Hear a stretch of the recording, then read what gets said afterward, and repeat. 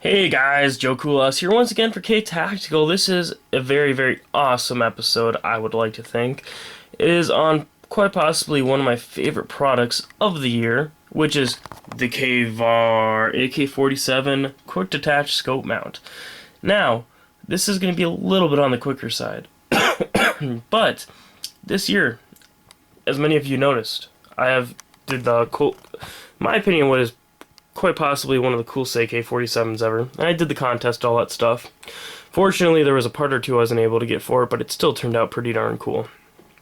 Now again, unfortunately, I went through a couple different scope mounts, and I did not want to go with the K-Var because it was super duper expensive. It is like $100, no joke. On their website, I think it's $97, I want to say. And price-wise, very expensive. Unfortunately, very worth it. Now, there's a couple points I need to hit up right off the back. Kind of sick here too, guys, so just bear with me a little bit on this. I'm going to take off the EOTech here. I'm going to have it loosened already. Right off the back, let's take this guy off. Again, sorry, doing it with one hand on the camera, one hand on this.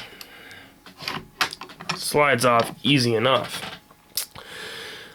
I bought a couple cheaper ones that ran around $50, and basically what we're gonna look here, and some places kind of refer to them as teeth, and it has them. So basically what you can do, because some side mounts are different, and yes they are, for sizing wise they are a little bit different, depends on the manufacturer, depends on exactly where you got them from, but they are different.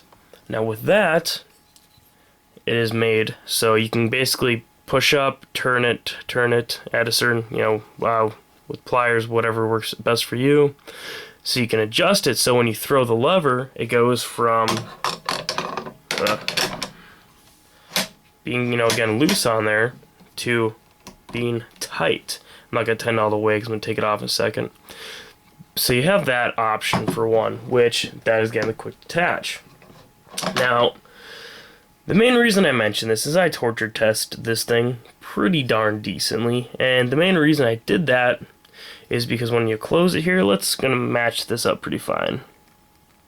Now when I turn it, you can see it does not rise a significantly large amount of space. Now, the problem that I had with the other ones is that basically what was happening was this teeth area was breaking under pressure because it was a budget part and it was a piece of crap. This, on the other hand, has not broke. I went through two of these mounts besides this one, both different manufacturers, both that I'm going to keep out of the video just so they don't get mad at me, currently at least. But those manufacturers, one, the teeth broke just right off the back. The other one, I shot 100 rounds through and then just, and I was like, WTF, what the fuck? So that's obviously a huge issue. K-Var 1 here, I've shot around 500-600 rounds, not a problem at all. Now, there is a couple problems, I think, in the design. They aren't terrible, but not great. For one, kind of a cool feature, not terrible design, is this little plate that they put in. It is a catcher, so there's no chance of this kind of somehow wobbling off. As well, to me it doesn't make a lot of sense. It takes quite a bit of pressure to actually close this completely. It's easier to quick detach than quickly put on.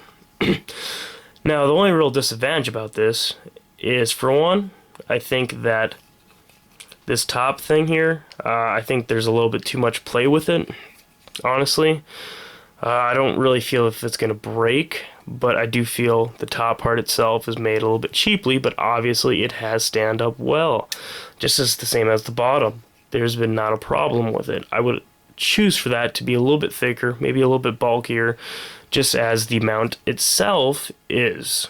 It is bulky. It looks very cool for one, but it is bulky. I would wish for this to be a little bit thicker, and as well, possibly even come off in some sort of L shape, so it was a little bit easier to grab. Again, pro of that being smaller is it's not going to grab onto your gear at all, or onto clothing or anything. So, a pro and a con at the same time. Now, the other only real con I find about this product is the top. If this thing is solid down here, why is the top rail not solid as well? This is something I'm really not a fan of. Honestly, UTG is a solid one. The rail is built in. You know, it's one solid piece. I tried a UTG one too, and they were not the one I had a problem with. They were just not low profile enough. But this mount, I cannot understand why. And guess what? This is the 2nd gen. This, again, I'm not dissing K-Var by any means. This is an amazing mount. But in my opinion, why would you make this so the rail can come off? Now, there is a couple reasons why. Kind of a dumb reason, but a good reason. Apparently, and I'm not 100% familiar with these scopes, there are some different scope mounts that allow you to mount it right to this. They do not take the Picatinny type rail. Again, very uncommon scopes. But they do not take the Picatinny type rails, and they actually screw right in. Personally, not a fan of those. If you're using those on this, I don't really think it would be, again, so much of a useful thing. But hence, I think is the reason why they gave that option. I know it's fairly common on some sort of, like some PKS mounts and stuff, which are kind of similar to this. I honestly don't know why they did that. It's obviously an expensive piece in the first place, $100.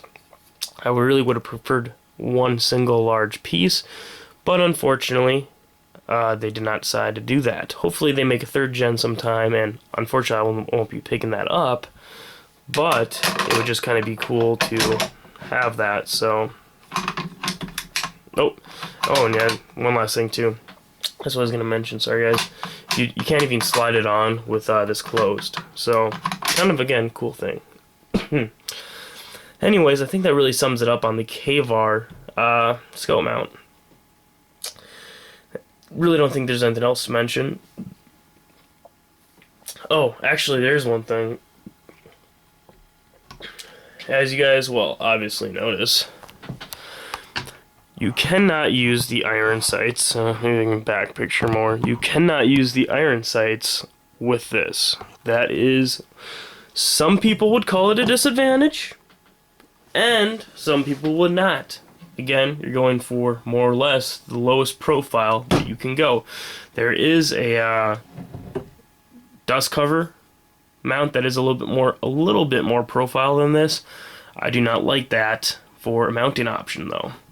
But for side plate, especially quick detach side plate optic mount, this is about as low profile as you can go, and again, I think it's a great option. So again, besides that, I guess on the side too, kind of show you how that works. It's very, very close to the bottom of the receiver. They would have to make it at more of a double arc angle to actually have it a little bit more low profile, but again, I think it works great. Really no complaints on this piece at all. Main question is, has it stayed zeroed? And that is a yes. I can take the EOTech off as long as I obviously mount it back where it was. I've flipped it on and off a million times. It keeps zero no matter what. Biggest pro about this thing. And as well, there's no problems with it ever. So, many times I take it off to fit it in the case, and I put it right back on when I get to the range, and vice versa. It stays zeroed. So, thanks for watching, guys. Feel free to sub. Take care. Check out the other videos about this KK if you are interested. And besides that, have a good holiday season here, guys. And happy holidays and whatnot, and happy new year. Thanks for watching once again. Joe Kulas is out for probably the rest of the year. Got plenty of other videos for you guys to watch, though. A couple days till New Year here, so thanks for watching, though, and take care.